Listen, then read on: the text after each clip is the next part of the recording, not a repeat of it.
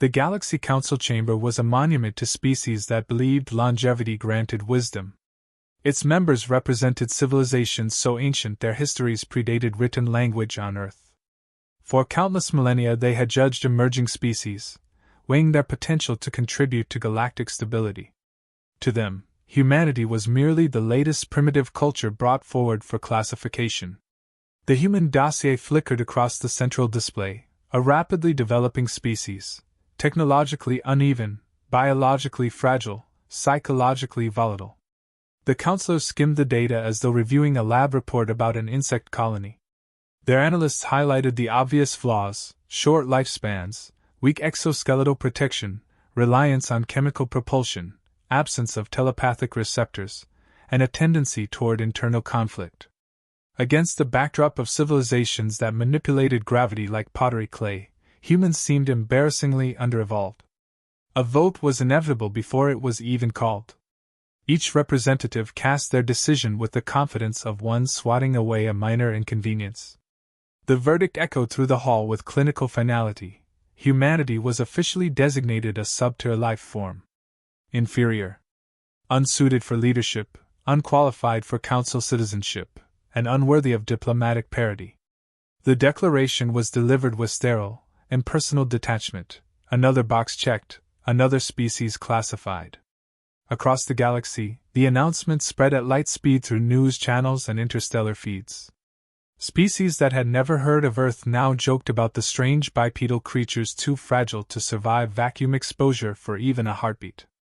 Academics debated whether humans were more similar to prey animals or reckless scavengers. Young alien students passed around exaggerated caricatures of humans with oversized eyes and flimsy limbs. Humanity became a meme before it became an acknowledged civilization. On Earth, leaders reacted with a spectrum of disbelief and outrage. Governments demanded clarification. Military strategists parsed every word of the announcement, searching for hidden threats. Scientists argued that the ruling was premature and based on outdated data. Social media erupted with sarcasm, mockery, and dark humor, humans laughing at themselves even as they bristled at the insult.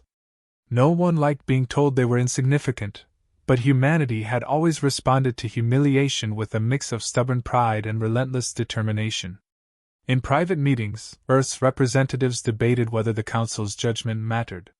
Some argued that acceptance into the galactic community would have accelerated humanity's advancement. Others insisted that being dismissed might actually work in humanity's favor, granting freedom from external oversight. What united them was a shared discomfort. The galaxy had seen humanity and found it lacking. That wound cut deeper than officials wanted to admit. But unlike older species, humans had a trait the Council's evaluation barely acknowledged: an instinctive push to rise when shoved down. The insult did more than irritate, it galvanized. Researchers who had struggled for funding suddenly found governments eager to invest in off-world exploration. Engineers who had been sidelined were now consulted on propulsion systems, energy manipulation, and materials sciences. Universities opened new departments dedicated to xenoscience, galactic law, and defensive strategy. The declaration didn't slow humanity, it ignited it. Humans didn't respond with threats or bravado. They responded with work. Quiet, focused, obsessive work. The kind that had propelled them from stone tools to interplanetary travel in a fraction of the time most species required. The Council had mistaken impatience for weakness and innovation for recklessness. They viewed humans as unstable because they evolved too quickly. They never considered that rapid development was itself a kind of power, one older species had long forgotten how to cultivate. As the first weeks passed, Earth's reaction shifted from wounded pride to strategic resolve. The Council's decree no longer felt like a ceiling, it felt like a starting line. Humans weren't going to complain, negotiate, or plead for re-evaluation. They would demonstrate the truth the only way humanity knew how, by proving predictions wrong through results no one expected. Far from the Council's gaze, human hands set to work on projects that would alter the balance of power more dramatically than any ruling ever could. And the galaxy, still laughing at the inferior species, had no idea what it had just awakened. The Council's declaration did not fade from memory. It settled into humanity's consciousness like a bruise that refused to heal. Instead of fracturing global unity, the insult created an unprecedented alignment of purpose. Nations that had spent decades arguing over budgets suddenly agreed on a singular priority. Humanity would not remain an afterthought in a galaxy that dismissed it. The sting of inferiority became fuel, pushing scientists, engineers, and strategists into a state of restless urgency. Research facilities across the planet received immediate surges in funding. Laboratories that once competed for limited grants now collaborated, trading data openly with an efficiency no older species had ever considered necessary. What humanity lacked in lifespan or biological sturdiness, it compensated for through raw intellectual acceleration. Concepts once confined to theoretical journals, quantum gravimetrics, spatial folding, exotic field stabilization, were pulled from whiteboards into practical development. Where ancient species approached innovation cautiously, humanity tore through obstacles with improvised solutions that defied conventional logic. Their breakthrough began with a discovery made by accident. A remote detection array identified a drifting alien probe, inactive but intact, abandoned by a species that had vanished long before humanity's earliest civilizations. The probe should have been inscrutable. Its systems were built on principles incompatible with human science. Yet within weeks, researchers dissected it, deciphering its architecture through stubborn trial and error. What baffled other species for centuries became an engineering project that graduate students cracked by refusing to sleep until the patterns made sense. Reverse engineering the probe revealed fragments of faster-than-light navigation theory. Instead of treating the information with reverence, humans approached it like a challenge, filling the gaps with unorthodox methods. They didn't aim for elegance, they aimed for functionality. The result was the first prototype of the Helios Initiative, a vessel built from human alloys, reinforced plating, and propulsion systems that blended alien concepts with human ingenuity. It looked crude by galactic standards, but beneath its rough exterior was a leap in capability no one had expected from an inferior species. When the Helios drive activated for the first time, the Council's observers dismissed it as another reckless experiment. They saw the instability in its energy signature and predicted catastrophic failure. To them, the design violated fundamental safety doctrines. To humanity, the instability wasn't a flaw, it was a manageable threshold. Test pilots volunteered without hesitation, accepting risks that would horrify other species. Human advancement often thrived on bravery bordering on irrational, and this willingness to take calculated danger became the edge that pushed the Helios Initiative forward. Against every prediction, the drive succeeded. Humanity achieved faster-than-light travel decades earlier than models projected, not through refined theory but through sheer determination and relentless adaptation. The Council, accustomed to civilizations advancing slowly and predictably, found itself adjusting surveillance protocols around Earth as its ships began appearing in neutral zones sooner than any species anticipated. When humanity sent its first diplomatic envoys beyond their solar system, arrivals at major trade hubs caused ripples of disbelief. The vessels were unmistakably human, functional, durable, and unapologetically engineered with practicality over aesthetics. No alien civilization expected humans to reach interstellar space so soon after being labeled inferior. What unsettled them more was the calm confidence of the human envoys who disembarked. They didn't arrive desperate for recognition or apology. They acted like a species certain of its trajectory, unconcerned with the Council's outdated assessment. Council analysts reviewed new intelligence with growing discomfort. Humanity's rapid progress contradicted millennia of established patterns for emerging species. Their innovation rate exceeded standard projections by a factor that seemed impossible without external intervention. Yet there was no sign of foreign influence, only an unmistakable human trait: refusal to accept imposed limitations. As humanity continued expanding its research capabilities, alien diplomats attempted to dismiss the progress as temporary momentum, predicting eventual stagnation. But the Council's internal reports revealed an unsettling trend. Every attempt to restrict or slow humanity only strengthened their resolve. The insult had become a catalyst, not a barrier. By the time humanity established its first official presence at a neutral trade station, whispers circulated across multiple star systems. The fragile primates were advancing too quickly, adapting too easily, and ignoring every expectation set for them. What the galaxy hadn't recognized yet was simple: insulting humanity had never been harmless. It had been the spark for a transformation none of the ancient species were prepared to face. Humanity's arrival at the neutral station drew attention long before their envoys reached the central hall. Delegations from older species gathered in observation tiers, whispering predictions about the newcomers who had risen far too quickly for anyone's comfort. Most expected awkward behavior, transparent insecurity, or desperate attempts to prove themselves. Instead, the humans stepped forward with steady composure, wearing sealed suits that concealed their expressions and added an unexpected aura of mystery. Their anonymity unsettled diplomats who relied heavily on reading physical cues. The council representatives greeted them with polite condescension, offering compliments that were thinly veiled reminders of the inferior classification. To other species, such tone was normal. To humans, it was a challenge delivered with a smile. Yet no human reacted. Their restraint surprised even those who had underestimated them most. The delegates listened, recorded everything, and responded with calm, concise statements that avoided emotional hooks. It was the first sign that humanity understood they were being tested long before the official test began. The Council sought to reaffirm its authority by arranging a triad evaluation: engineering aptitude, tactical reasoning, and biological endurance.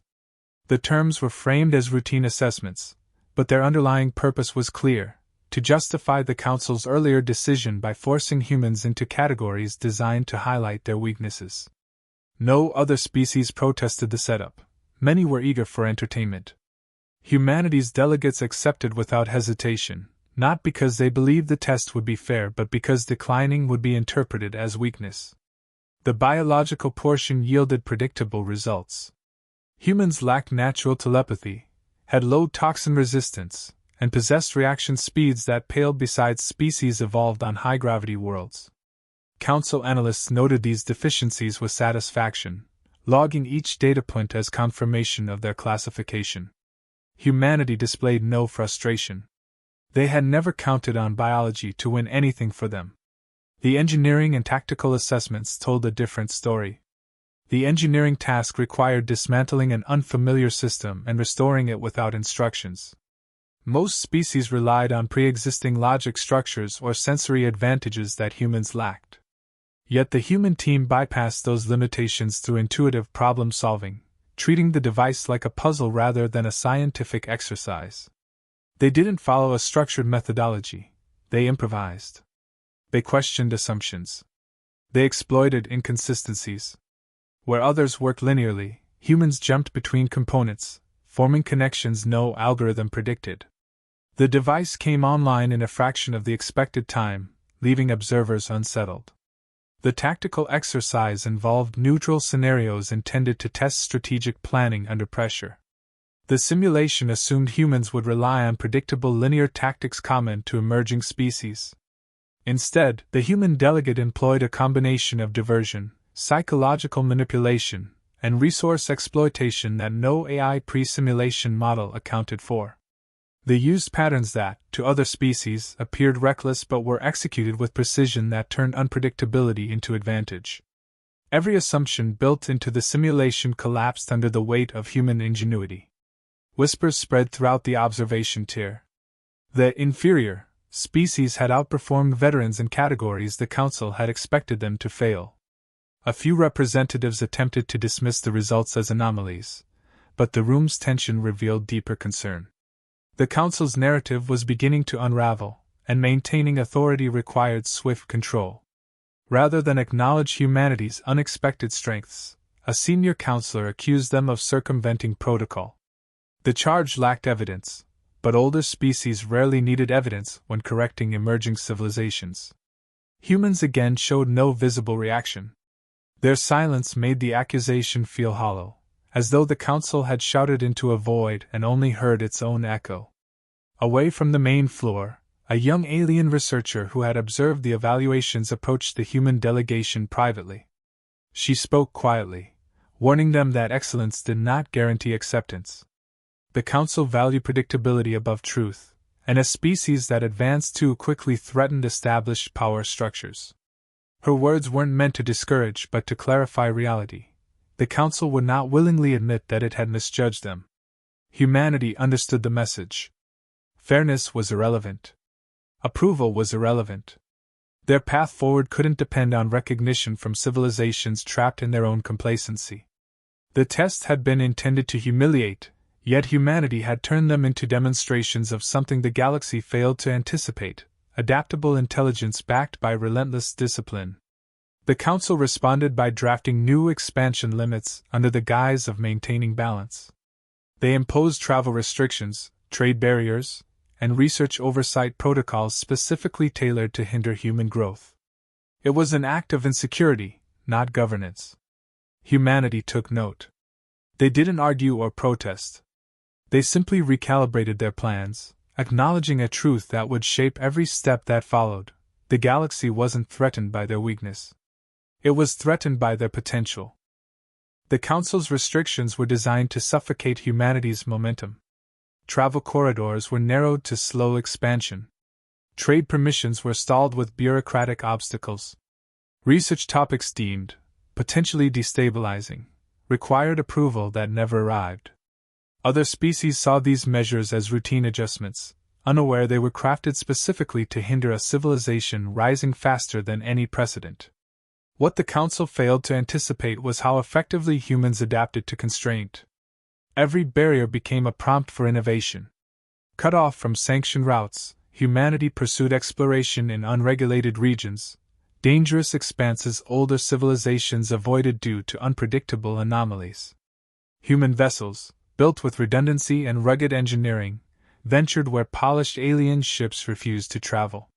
They established remote outposts on worlds scorched by solar storms, mining sites deep within dust clouds, and research stations orbiting derelict ruins left by extinct species.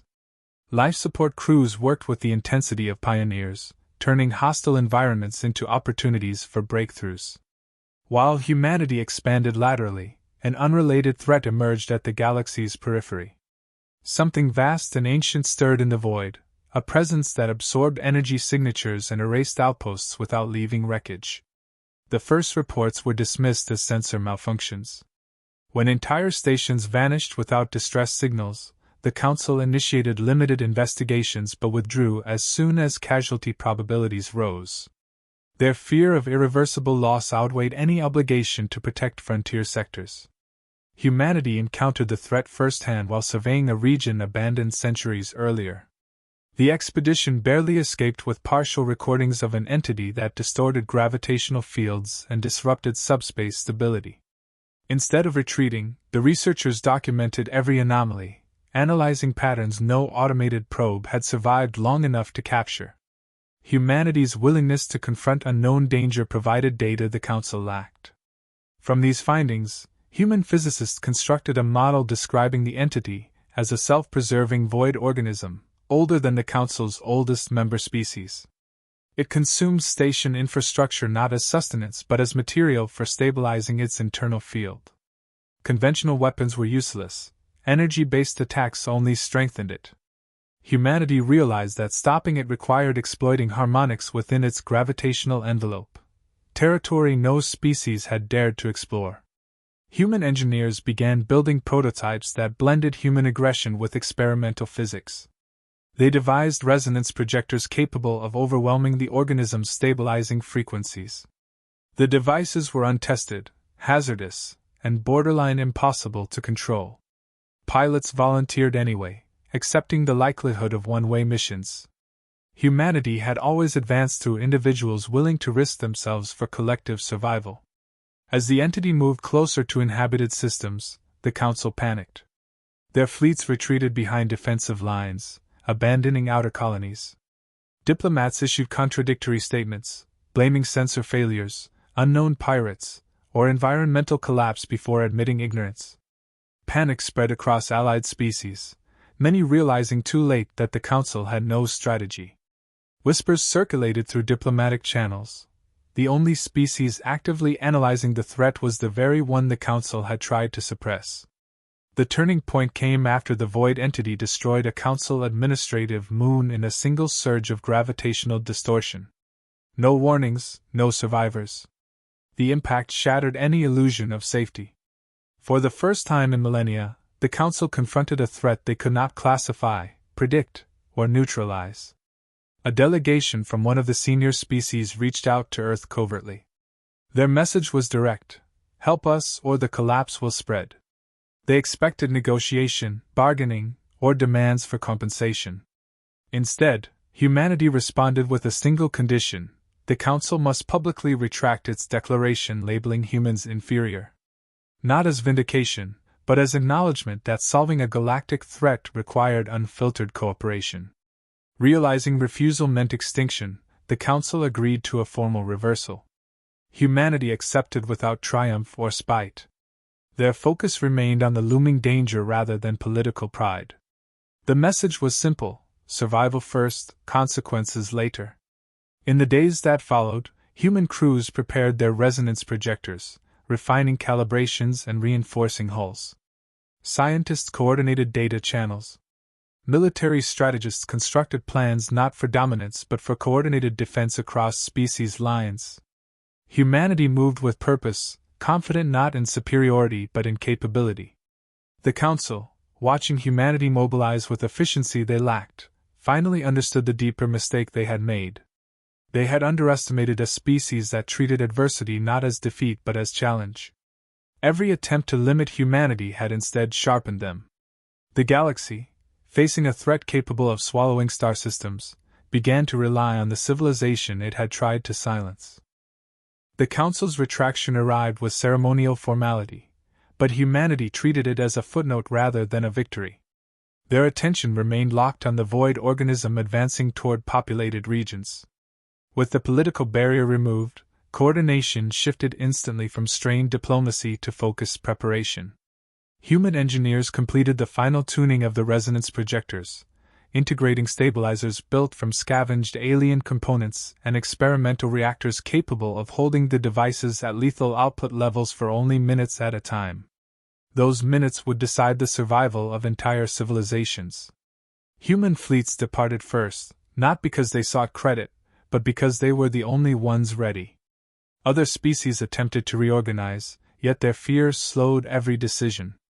Centuries of complacency had softened their readiness for existential threats. Humanity, in contrast, operated with the urgency of a species accustomed to building solutions under pressure. Their ships formed a network around the projected path of the entity, linking their sensors into a unified grid. Even alien commanders, hesitant to relinquish control, recognized the precision of the human formation. As the void organism entered range, distortions rippled across space, bending light and warping gravity.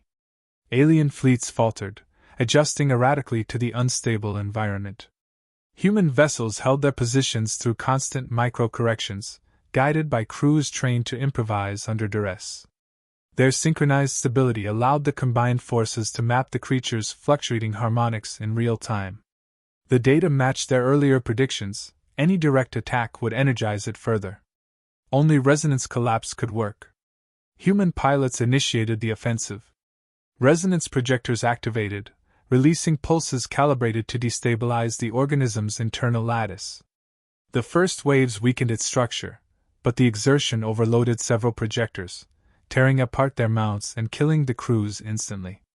Their sacrifice opened a narrow vulnerability, and additional human ships accelerated into the breach without hesitation. They weren't following a predetermined formation. Each crew adapted dynamically, maneuvering in ways no Council fleet doctrine had ever permitted. The organism reacted violently, generating shockwaves that folded space and crushed two alien cruisers in an instant. Human ships absorbed the distortions through reinforced hulls and distributed stress systems that had been ridiculed as primitive months earlier. Their durability, born not from elegance but from redundancy, allowed them to survive blasts that shattered advanced designs. Every passing second brought deeper instability to the creature's structure, but the strain on human vessels intensified, demanding decisions no simulation had prepared them for. A final push was required, one synchronized burst across every projector still operational. Humans alone remained in the necessary positions. The alien ships had been scattered too far to respond in time. Commanders transmitted a single coordinated signal. The surviving resonators fired simultaneously, channeling output far beyond safe limits. Reactors overheated, hulls cracked, and multiple ships ruptured under the pressure, but the combined harmonic strike succeeded. The void organism's field collapsed inward, imploding with a silent flash that wiped out its gravitational footprint. When sensors confirmed the threat's termination, a stunned stillness spread across the fleet. Alien crews stared at readings they barely understood. The victory belonged undeniably to the species they once mocked. Humans did not celebrate. They immediately initiated recovery operations, retrieving escape pods, stabilizing damaged vessels, and transmitting medical protocols adapted for multiple species. Their focus on survival, not glory, unsettled observers more than their technological achievement. News of the event spread through the galaxy. Populations accustomed to council dominance learned that their salvation had come from those previously labeled unworthy. Scholars revised models of civilization development. Military strategists analyzed human adaptability with a mixture of awe and apprehension. Even species outside the Council's influence began reassessing their diplomatic stances toward Earth. Humanity had demonstrated not just intelligence but determination powerful enough to alter the fate of star systems. The Council convened an emergency session to formalize humanity's equal status. Protocol demanded a lengthy review, but none dared challenge the motion. Their fear wasn't of human aggression, it was of human capability. A civilization that advanced under restriction, thrived under pressure, and fought without hesitation for others held influence more profound than traditional power. Humanity had not sought domination. They had earned respect through action. In private records, one council historian summarized the shift. They had misjudged humanity not because humans were weak, but because they measured strength incorrectly. Older species valued stability, humans valued progress. Others prized survival, humans prized purpose. It was this distinction that made them dangerous and invaluable. The galaxy now understood a truth the Council had tried to ignore: humanity was not inferior. Humanity was inevitable.